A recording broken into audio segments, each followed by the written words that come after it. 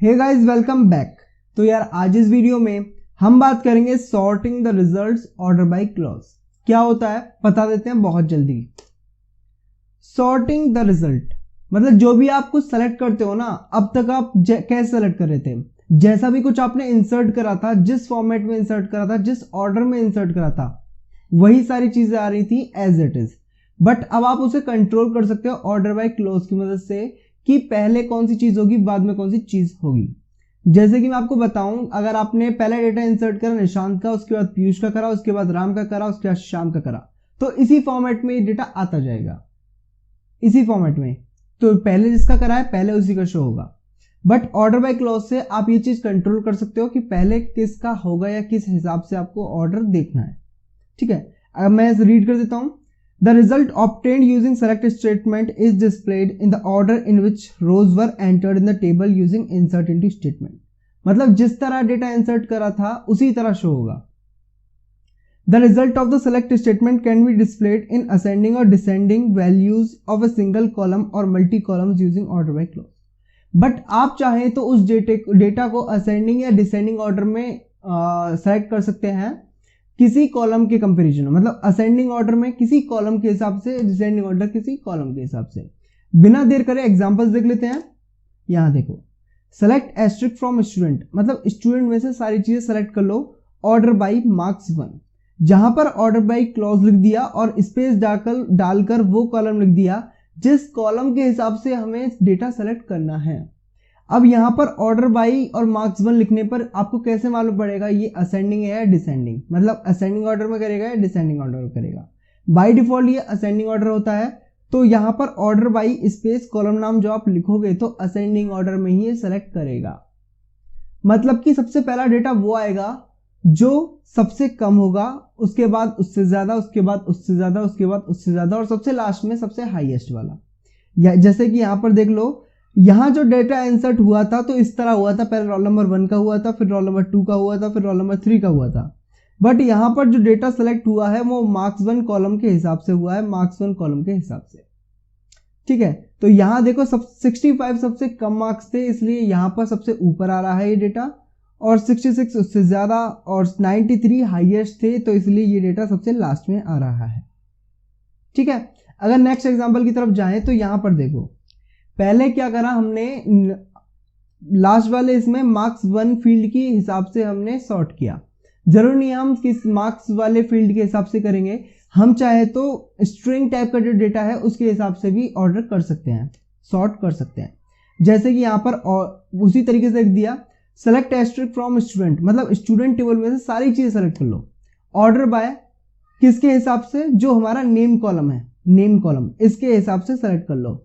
तो ये किस हिसाब से सेलेक्ट करेगा, जैसे कि आपको पता है जो आपका अटेंडेंस रजिस्टर होता है स्कूल में, वहां पर किस हिसाब से होते हैं, इसी ऑर्डर में होते हैं, ऑर्डर बाय नेम।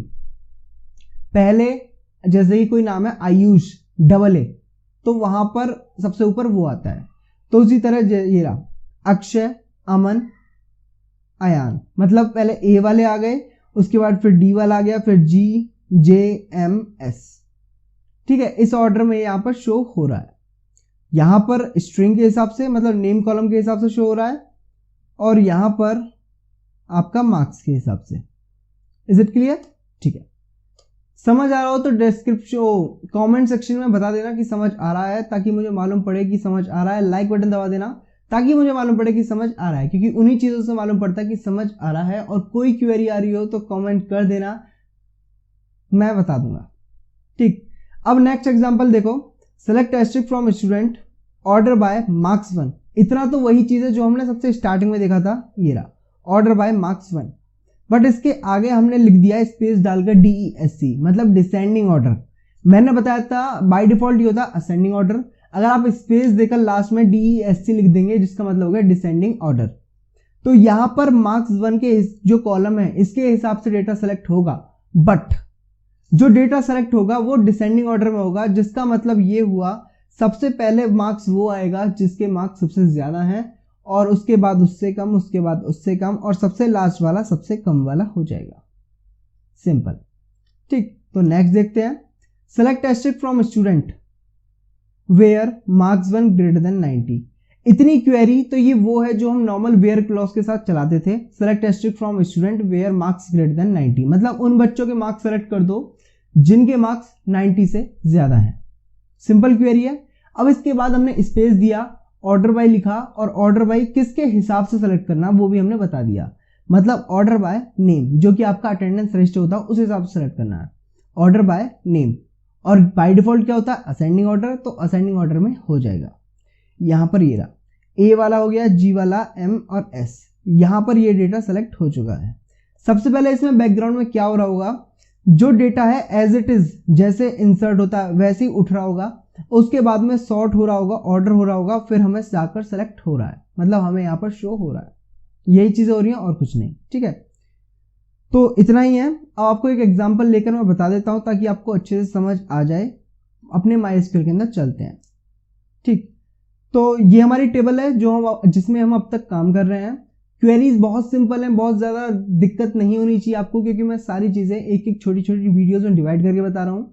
सारी चीजें बहुत इजी लैंग्वेज में समझा रहा हूं, तो समझ आ जाना चाहिए, ठीक है। तो स्टार्ट करते हैं। Select asterisk from, table name क्या है हमारा, स्टूडेंट। स्टूडेंट में से सब कुछ सेलेक्ट कर दो, ऑर्डर बाय मार्क्स 1, ठीक है। तो यहां पर मार्क्स 1 के हिसाब से करेंगे, तो सबसे ऊपर इसने नल वाला डेटा डाल दिया है, और यहां पर उसके बाद में उसने 93, 93, 93, 95 और 99। तो अब क्योंकि पता है असेंडिंग ऑर्डर में होगा, तो सबसे कम मार्क्स यहां पर आ गए, उसके बाद सबसे हाईएस्ट मार्क्स यहां पर आ गए। तो यहां पर आपको यह भी मालूम पड़ गया, अगर हमारी कोई नल वैल्यू होती है वो सबसे ऊपर आ जाती है ऑर्डर बाय करने पर, ठीक है। अगर हम यहाँ डिसेंडिंग ऑर्डर में करें, किस तरह होगा, मार्क्स 1 के बाद एक स्पेस देंगे और लिख देंगे DSC, एंटर प्रेस करेंगे, तो यहां पर डिसेंडिंग ऑर्डर में हो जाएगा। ये रहा, सबसे ऊपर हाईएस्ट मार्क्स, उसके बाद उससे कम, उसके बाद उससे कम, उससे कम, उससे कम, और ये यहां पर नल आ गया, ठीक। इतना भी हो गया। और अगर नॉर्मल क्वेरी कोई भी डालें हम, select asterisk from student where marks 1 greater than 95, चलो 93 लिख देते हैं। तो यहां पर ये देखो 93 में पहले P वाला आ रहा है, S वाला आ रहा है, ठीक है। अगर हम इसका ऑर्डर चेंज करना चाहते हैं तो हम क्या करेंगे, ऑर्डर बाय नेम। तो अब भी P वाला आ रहा है, उसके बाद S वाला आ रहा है, क्योंकि जो P होता है वो हमारा S से पहले आता है, तो ऑर्डर ऐसे ही रहेगा, ठीक है। अगर हम यहां पर ऑर्डर बाय नेम के बाद में स्पेस देकर लिख दें DESC, तो अब देखो पहले सीता आ गया, बाद में पीयूष आ गया। तो आई होप कि आपको ऑर्डर बाय क्लोज अच्छे से समझ आ गया होगा।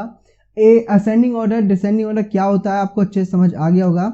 और अगर हम यहाँ पर इस तरह किस तरह करते हैं वो भी आपको अच्छे से समझ आ चुका होगा। सारी चीजें अच्छे से समझ आ गई होंगी, मैंने इसी तरह समझाया है। समझ आ गया हो तो लाइक कर दो, कमेंट कर दो, शेयर कर दो। नहीं समझ आया तो डिसलाइक कर दो, कमेंट करके बता दो कि क्या चीज आपको दिक्कत महसूस हुई।